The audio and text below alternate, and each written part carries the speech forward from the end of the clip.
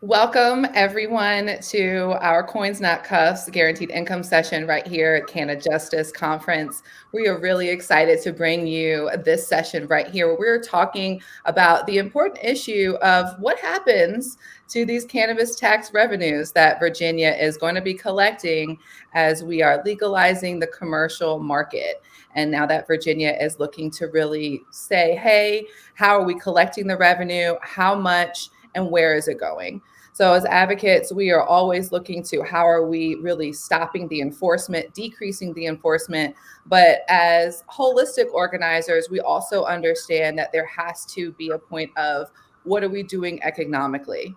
A big part of marijuana justice, as well as the coalition's work, is to look at the three components. As you have noticed from across this conference, our theme has really been to repeal, repair, and bring reparations as we are looking to legalize marijuana right here in Virginia. So marijuana did repeal the simple possession of prohibition right here in Virginia. We are looking at repairing our communities. And we're also looking at the reparations part of the next section. So people will say reparations, Chelsea. Isn't that a lot? Isn't that something that is a little too pushy? But what we really understand at Marijuana Justice is that if we're not having these conversations with one another, they'll never make it to a policy place where our demands are heard. So we are really having these conversations with organizers here locally as well as nationally, and you'll hear from our panel today. But let's just also take a moment really quickly about why we are demanding reparations for the war on drugs. Reparations has been looked at particularly in the United States around reparations for enslavement. But we want to be really clear that today we are discussing reparations for the war on drugs. So the federal and state governments of war on drugs, that type of prohibition on marijuana has and continues to disproportionately bring harmful effects to Black populations and other populations of color. And, both at the individual and at the community level. We hear a lot about communities that have been destroyed, but one piece that we really want to focus up is on individuals and the individual experience as well as the individual income, because that's what it takes to build up communities, is making sure our individuals are resourced. So we're looking at the economic disenfranchisement that's been happening around the war on drugs and how that really takes place when someone has a conviction on their record, or even in Virginia, just an arrest. In Virginia, even an arrest for a marijuana-related crime, even if you're not convicted, still requires an expungement process. And so having this on your record brings this economic disenfranchisement to the individuals as well as to communities that are over-policed, heavily policed. I say over-policed, but I think that any policing, particularly in our communities, are harmful. And so when we're looking at the communities that are policed heavily and come out with many of the convictions and impacts, we see what also comes along with charges are the economic disenfranchisement.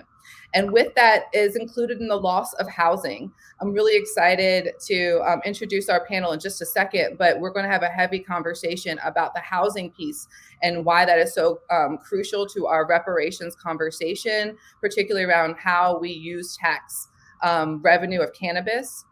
Also, just looking about the historic overuse of the criminal justice responses across the country and right here in Virginia, we know that as the war on drugs increased, so did patrol laws, and so did the fines and fees. And so the traffic structure of patrol and enforcement has always worked hand in hand with the war on drugs and what that means for the historic overuse. So that's traffic. That also means when we are pedestrians, what that means for the patrol on us as we're walking around our communities. And so just the historic overuse of enforcement and what that can mean for our communities with the war on drugs. And truly just a loss of overall civil rights, access, government benefits for those that were convicted. I mean, we can just tell the truth and talk about the Nixon administration. The truth that we know about why the war on drugs was created was truly to criminalize Black and brown communities. And so we have to really look at, number one, how to stop it. But now what do we do to make sure that we are moving forward. So I'm going to go really quickly about our reparations topics, about our stances on reparation, and then I'm going to introduce our panel and ask them some questions a little bit more about reparations. So just really quickly, we are really excited to talk more about the Reparations Now campaign. That is a national campaign and heavily lifted through the Movement for Black Lives. And they have a toolkit that is out there, the Reparations Toolkit, that goes over a lot of these different components. But there are the 5 components of reparations that we really want to lift in order for people to think about why we are talking and discussing the things that we are with the war on drugs. And why the war on drugs deserves reparations, right? In that context. And so, number one, really ensuring that the first part of the 5 pieces, number one, is assurances and guarantees of non-repetition. Now, number one, Virginia has dedicated that non-repetition by legalizing simple possession. They are no longer going to be enforcing simple possession, but they are going to still be continuing to enforce possession with intent to distribute, possession or distribute on a felony level. So understanding that our work still has to be done because they are going to repeat this, but with the first step that they have acknowledged, hey, we have to stop this. And so that first assurance of non-repetition. Number 2 is restitution, is we have to be returned to the place where we were. Let's be very honest that may not be possible. So that's when we're looking at other places of of compensation, of paying us. The restitution not able to take us all the way back. Well, how close can we get? So let's look at the compensation piece. And we also have to look at number 4, which is satisfaction. A lot of times we can talk about reparations and symbolic apologies. That might be part of the process, but it is not an inclusive and full-on process of what we're talking about. An apology is not enough. And the 5th part of reparations is this rehabilitation, that there should also be payment and support in legal, medical, psychological, and other care. So reparations is really a 5-prong piece that we are learning ourselves, that we're talking to community members, and why the war on drugs is such a big piece with reparations. So with that, I'm really excited to bring in our panel and have them introduce themselves, their organizations, and say hi really quickly. First up, a face that I'm really familiar with, and I'm sure you are too at this point, but Sasha, go ahead and introduce yourself. Hi, everyone. Thank you so much, Chelsea. I'm Sasha Spruill. I'm with Marijuana Justice Policy Director, and I'm so excited to be here with all these other brilliant minds. I'm going to pass it to Omari to introduce himself. Hey, I'm Omari. I'm a housing organizer with Legal Aid Justice Center. Thanks for having me. Hi, everyone. My name is Dreisen Heath. I'm a racial justice researcher at Human Rights Watch, leading our reparations work. I'm really excited to be with you all today. Yes, thank you to this panel. Dreisen, I really want to start with you. As a reparations advocate and doing the work that you are doing from a national stance, and seeing what's happening just personally as well as with your work, what does reparations now really mean to you? Thank you for that question. It means the now, it means the present, it means the present day harms that continue to stem from enslavement, from systems of control that continue to impact Black people today and will continue to impact additional communities further on, for generations.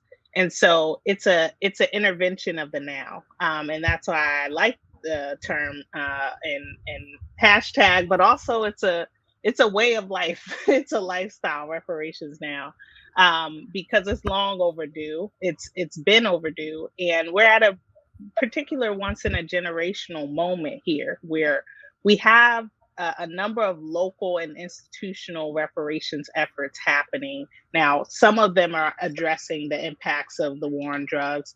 Others are looking more broadly at these other connections and deprivation of human rights that are associated also with the deprivation of rights through the war on drugs.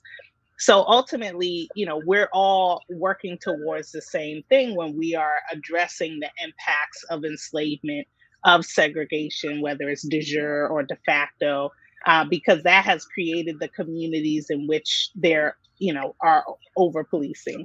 That's created the communities in which there's a deprivation of access to health, to housing, education, employment, etc.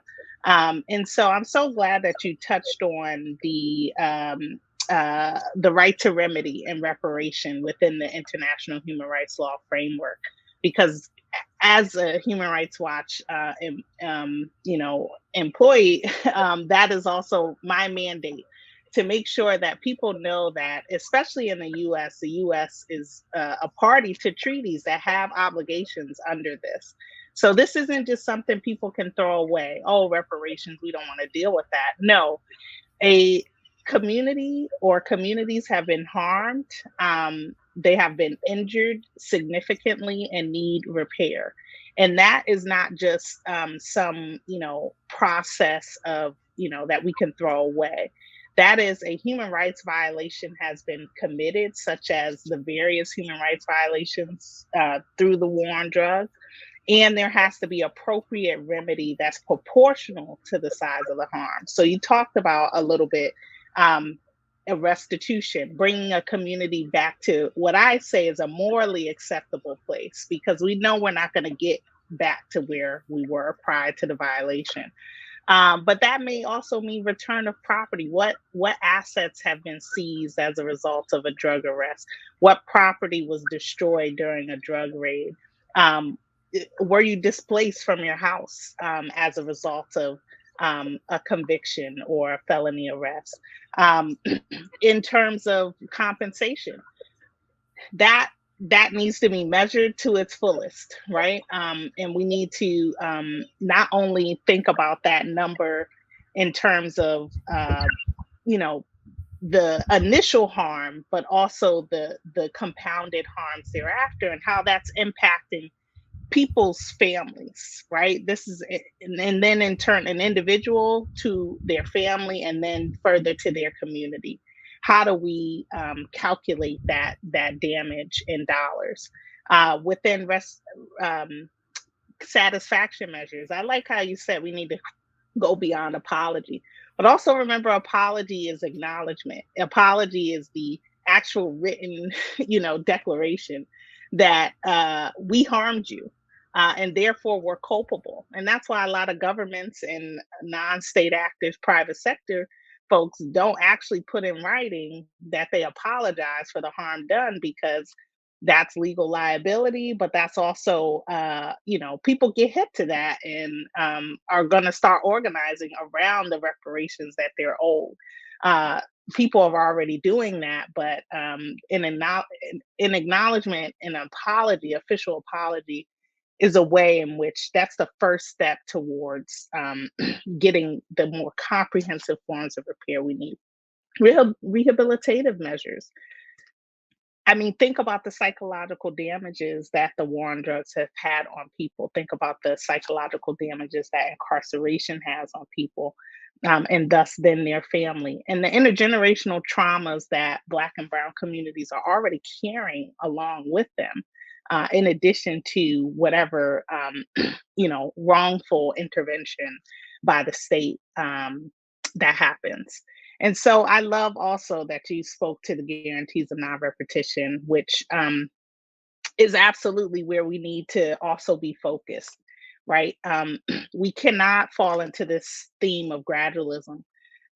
These systems were built up overnight, over time, but they can also be taken down in that amount of time, right? And when we talk about decriminalization, when we talk about legalization, that's exactly what we're talking about when we say guarantees of non-repetition. This kind of violation cannot happen by the state, by private sector actors anymore. How do we ensure that doesn't happen? We eliminate that charge altogether. We invest in communities. We don't criminalize. We actually invest in communities and ensure that their other rights are met. Something that our when rights are deprived in other areas, health, housing, education, employment, that's also because the social spending from governments is going to militarization and criminalization operations. So we're in a particular moment right now where we have, a national legislation bill, HR 40, at its height of the momentum. We also have various local and institutional measures being incorporated within um, each of the multifaceted layers of harm, right? We need a federal approach, but we also need these local and state approaches because harm has been done at multiple levels. But that also narrows down to the harms of the war on drugs and needing specialized and tailored programs that speak directly to that get directly to the community members, right? Because reparations is a community controlled, community centered process. And if victims are not in ownership of that process, then there is no effective repair.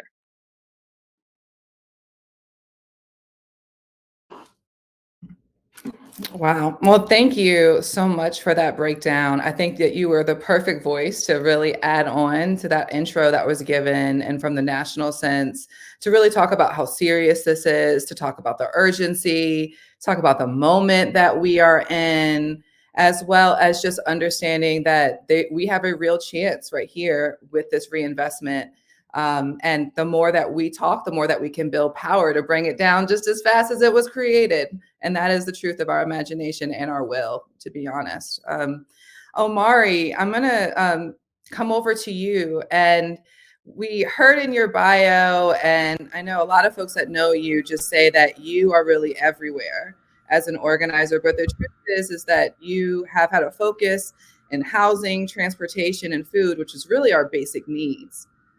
So could you tell a little bit about your work and particularly around housing and why right now it is something that we are owed, that it is our right, and a little bit about what's happening in your local area of Richmond, Virginia, where you do your work? Yeah, thanks. Yeah, a lot of what was said earlier really resonated with me. I I do think that the reparations for enslavement and the reparations for the war on drugs, I don't think they're necessarily separate conversations. As we know that as we say, slavery didn't really end. It was really just evolved into the criminal justice system in order to still get profits off of black bodies and putting black bodies onto certain segments of land where they could produce money for corporations and stuff. So I think it's still similar. So it's the same conversation. And because you can't really have, so-called crime in a chattel slavery situation anyway. So in many ways, reparations, I was originally thinking that reparations is a bit of a misnomer because we know that the injuries are still occurring, that people are still being enslaved, people are still being denied, basic necessities of life that is built into the foundation of racial capitalism, in the US, but I really like the idea that, the guarantees of non-repetition and reparations now, because it is an ongoing thing. So I was very glad to hear that being said earlier. There's nothing is new under the sun. The foundation to oppress Black people, is just so ingrained into the fabric of this country that even interventions tend to just, call for more interventions because the capitalism is going to adjust itself. The people that want to make money off of Black bodies is going to adjust itself to whatever intervention occurs because of what the foundation looks like. And that's why, to me, it's really important that the injured parties define what justice looks like. My work has been primarily around housing mostly, because as indigenous people, we have a unique attachment and connection with land in general. And then, whether we call it, real estate, or, we call it, commercial property, we call it, urban renewal, all these different, things that are processes that are done to transfer ownership of land to different individuals. It's really all just about the land. It's really all just about land use. There's all these different terms that they use for it.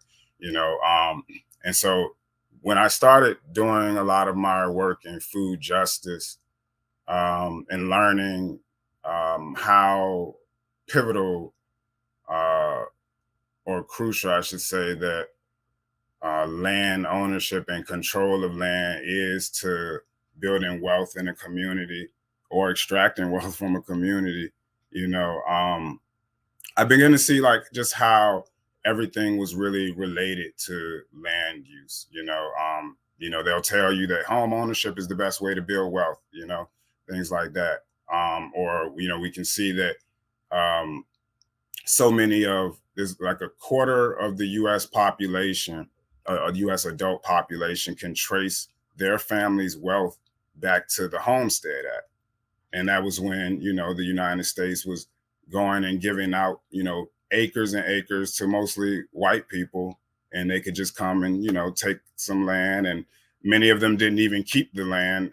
They would sell it to other corporations and everything, and corporations would be able to, build up their wealth and everything. And these corporations still exist to this day. And the families that got, that profited off of that, that racially unjust Homestead Act, they're still around, and so in many ways, just the basic necessities, like housing, transportation, and food access, those are the three top expenditures of a household. You're going to need shelter, you're going to need food, and you're going to need some manner of transport to get to the food, or to get to where you work at, or to get back and forth, to medical appointments, all the things that would sustain your life.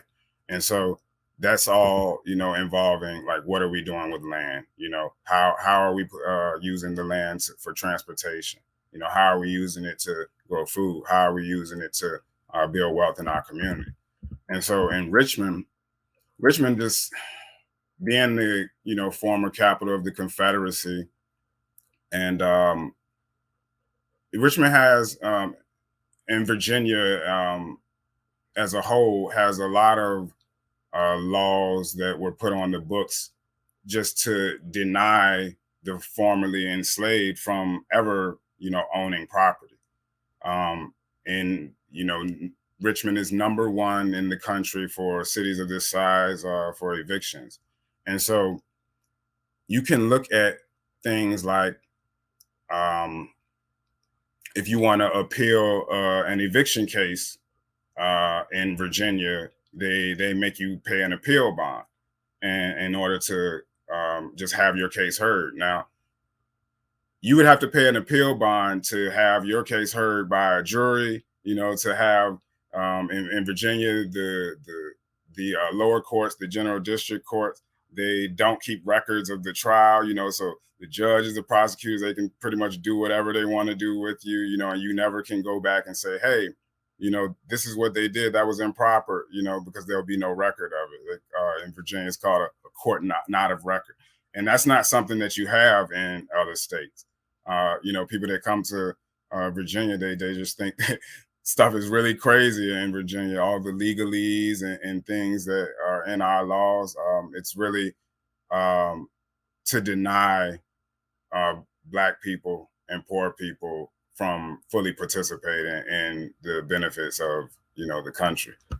And so Richmond, back in the 40s, there was a lot of, well, actually, it started in the 40s somewhat in the modern era of displacement of Black families. One of the big things that we have well documented, and there's been a lot of studies on, is like when the highway was put through the city of Richmond, and it destroyed Black Wall Street, which was in Jackson Ward in Richmond. It was one of the wealthiest areas in the country for Black people, and that was destroyed. People were displaced, and many of the residents of Richmond were pushed over into our East End, and by then public housing started to be created.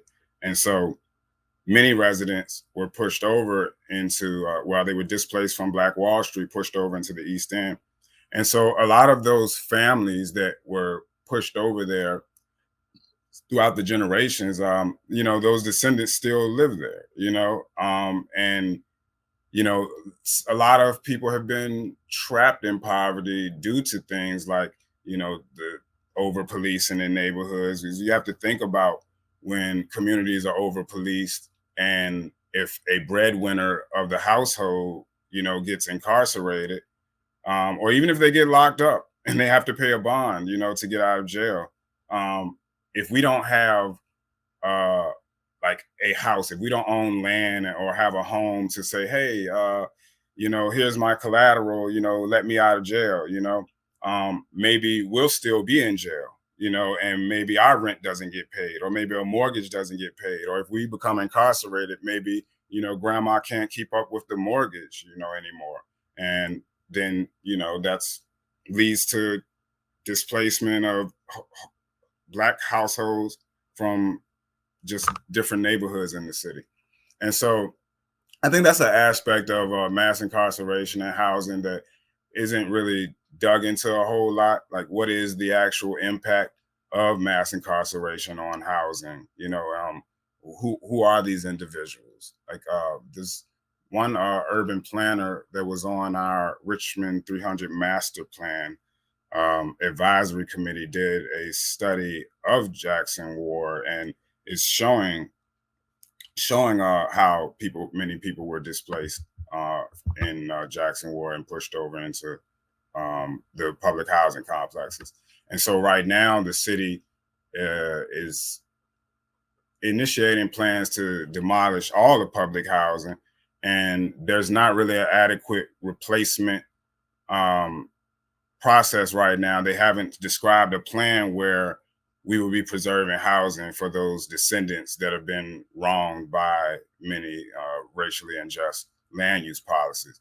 And so I think that right now it's we have, like Ms. Heath said, it's a good opportunity right now for us to be the ones describing, defining what reparations looks like. Because if we don't define it ourselves, it'll likely get defined as we see in some of those local efforts that were mentioned. It'll likely be defined by bankers and the real estate industry and their cronies, so we don't want that to happen, because, we don't want repetition, like we said, it'll just lead to more intervention being needed. But I think we have a great opportunity right now, and I appreciate you bringing me on to talk a little bit about it. Omari, that was really perfect to following Dreisen's talking about what reparations is, what we're talking about nationally, to hear the story of Richmond that unfortunately is the story of so many communities, particularly across the South, and why creating access to housing and access for us to have a place to meet our basic needs are so important right now, particularly as you mentioned, because the enforcement is still coming, and we know that it's still coming. So how are we continuing to battle this right now?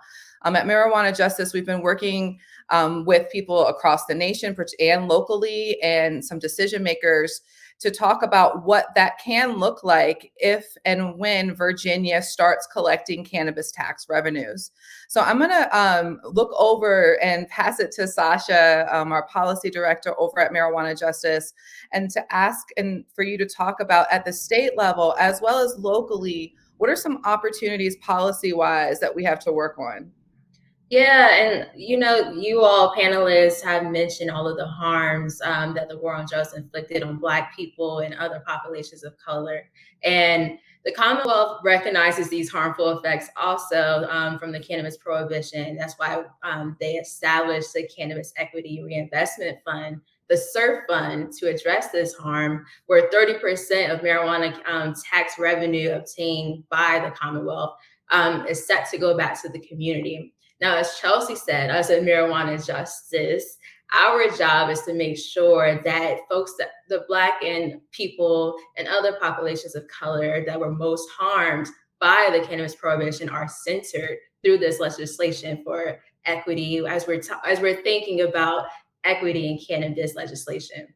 So that's why we have our Coins Not Cuffs campaign, where we're working to align the guaranteed income with cannabis tax revenue, and using that as a form of reparations, right, for survivors who were most harmed. And what guaranteed income is this type of cash transfer program that provides regular, unconditional payments, unrestricted payments to survivors of the war on drugs. So our Coins Not Cuffs campaign is already directly aligned with the SURF Board's goals for direct cash transfers to those individuals, allowing for them to, what we're hoping for is that they will use this money for anything that they need. Housing, as you mentioned, Omari, that's definitely a need. And I'll talk about on a local level how this legislation could align with Richmond also.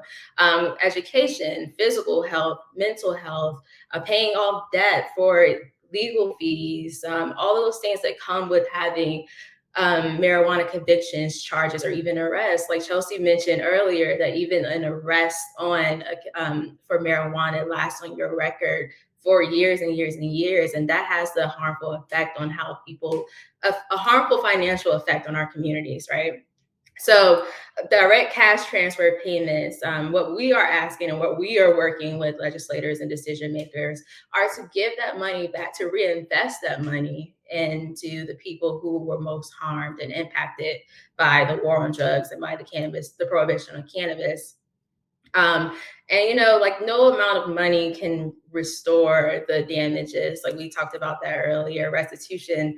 We are asking for the damages to be repaired to a state where folks can get their lives back in track. So what we're talking about is having that reinvested there, and on a state level, that's how that would work on a state level. But also when we think about a local level, each locality has 3%, where there is an optional 3% where they can allocate the cannabis tax revenue to each locality.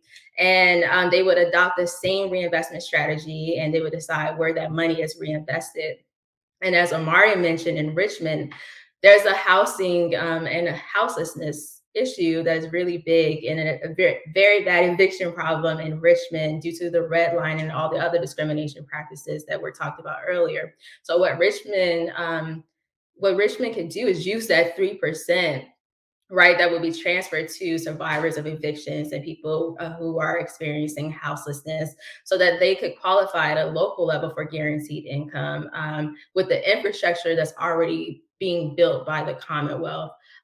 Due to evictions, that would really help people who are already experiencing these harmful effects. And these communities that are experiencing houselessness and evictions are the same communities that were targeted and discriminated against during the war on drugs, the failed war on drugs, and also the prohibition of cannabis. So what everyone on the panel is what we've been discussing, is like these harms and these things that we know and can address. And we say reparations loudly because when we are saying reparations, we know that it's owed to us.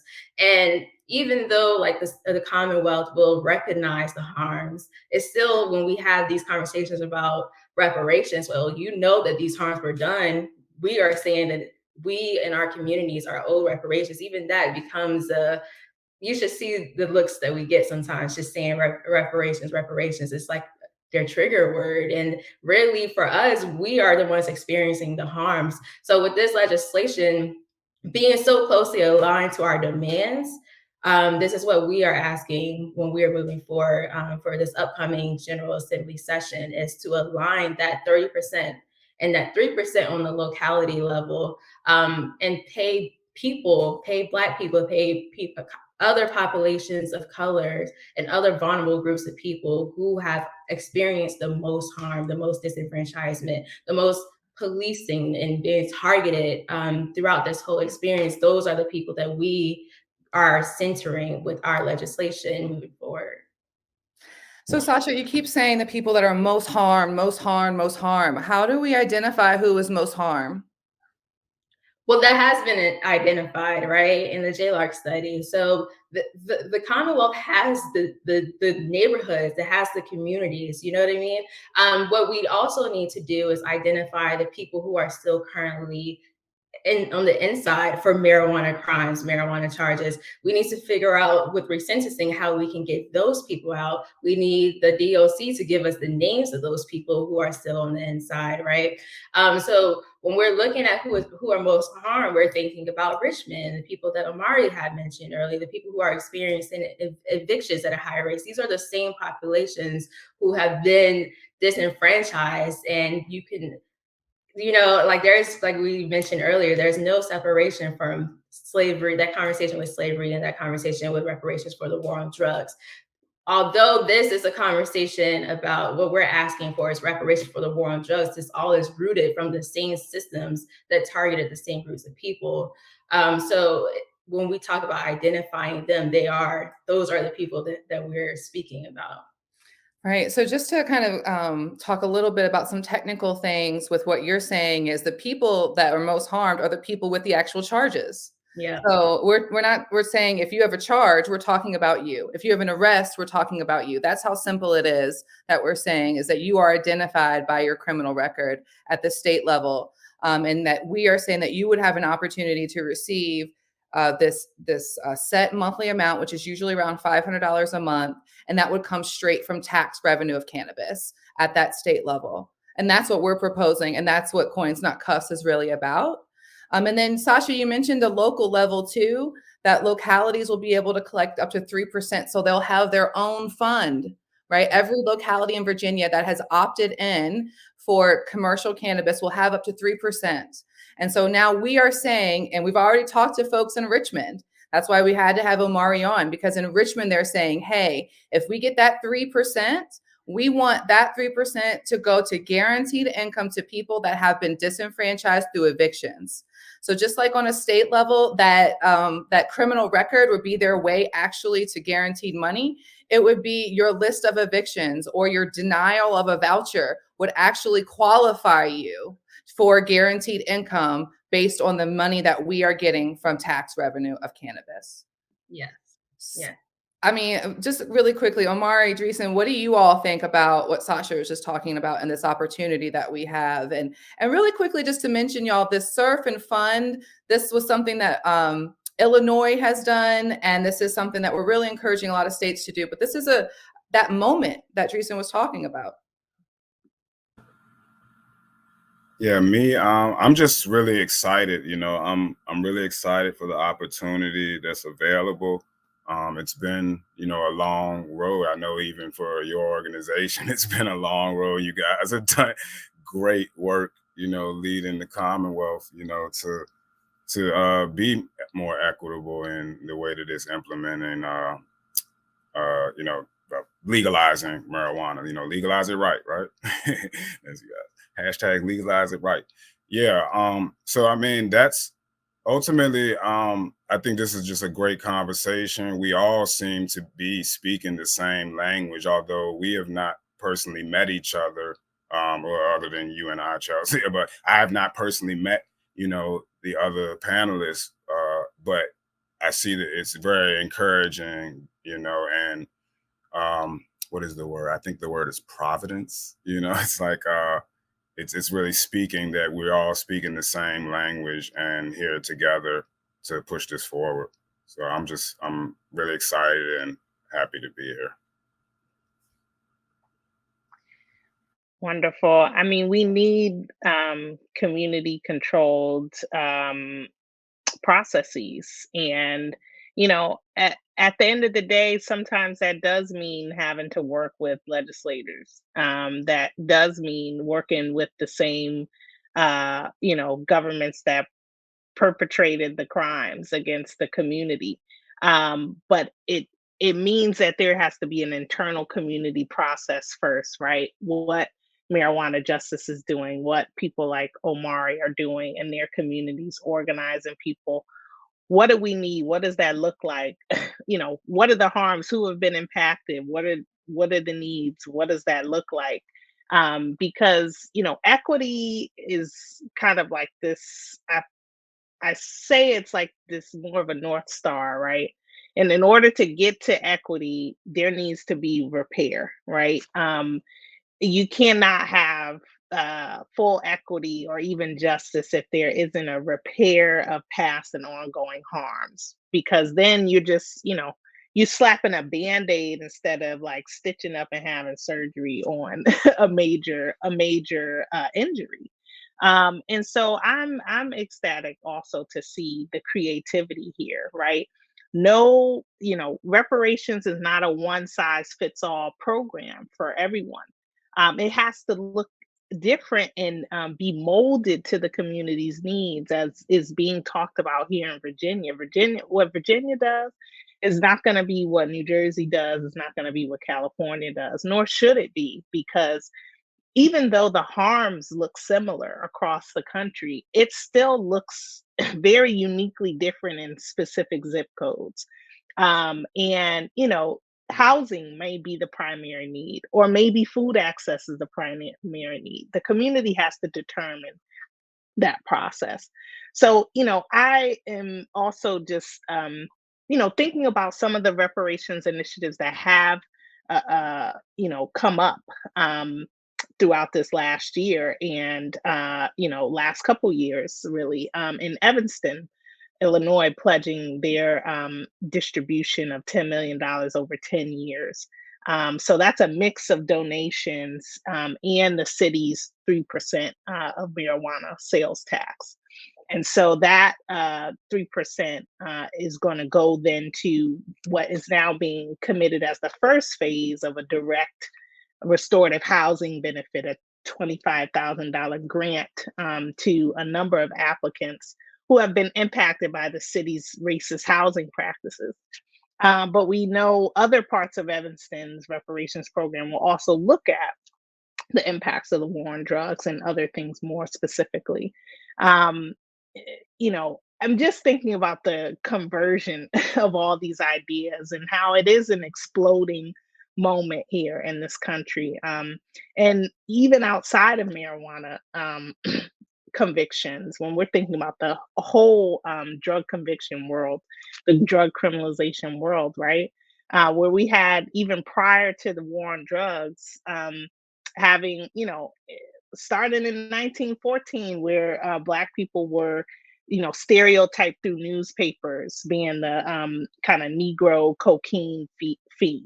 That's what they call folks, and how other industries fueled this narrative for the demonization and exploitation of black folks, and then how policymakers then took that and made laws like the Harrison Act. Harrison Narcotics Tax Act is the full name at the federal level, and then how that was replicated at the state and local levels. So we have all of our criminalization laws are built in racist ideology, are built in classist divisions, and we should be able to band together, build our power to rectify those harms in the most complete and holistic way possible. Attached to guaranteed income measures should be other measures that people are organizing around to help make that healing process as holistic as possible. Thank you so much for that.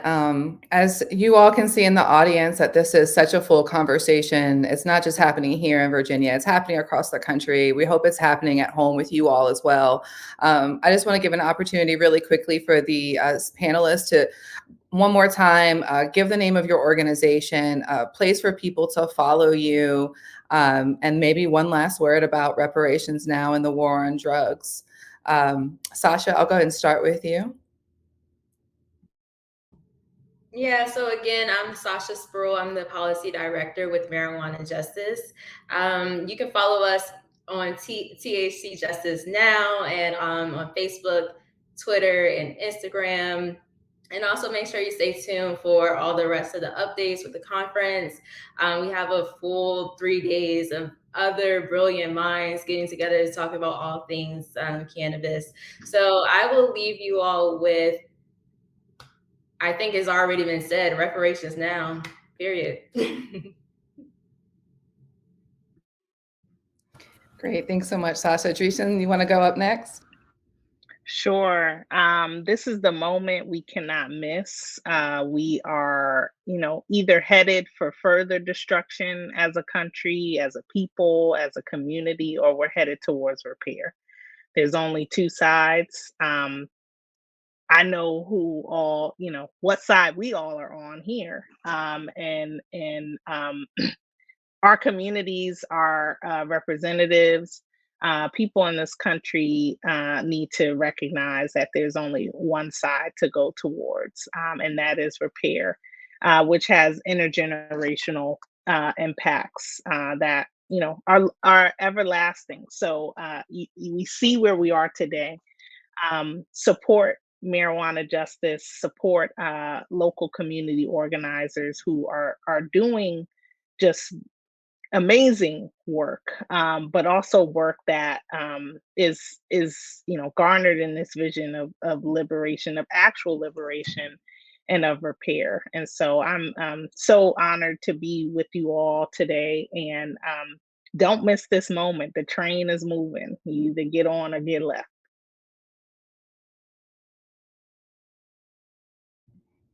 All right, Omari, finish us up for us. Yeah, once again, I'm Omari. I'm organized with Legal Aid Justice Center. That's where primarily my base of operations is. You can follow me on Instagram at Leaders of the New South.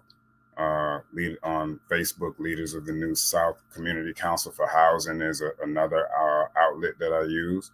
And I just want to leave us with this thought that as Richmond is growing and becoming wealthier, we have, white flight migrants, people that vacated the city, during the 70s and 80s. They now have built up the wealth in their households, many times being subsidized by the government off of public funds.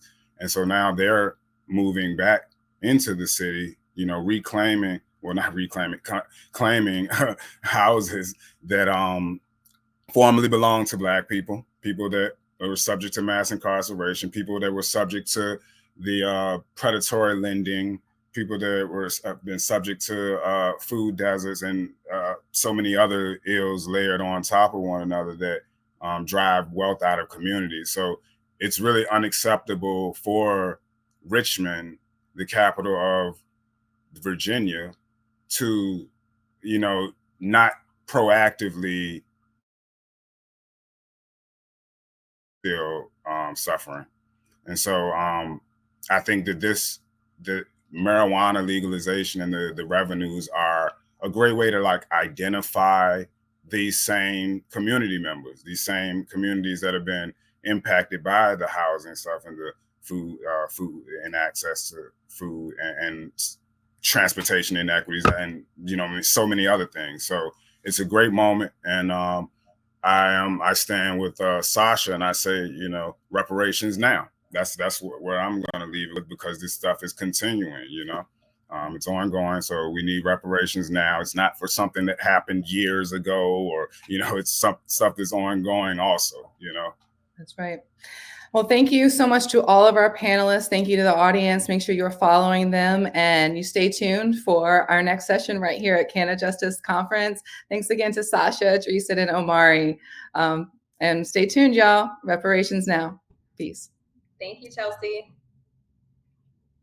Bye, y'all. Thank you. Thank you.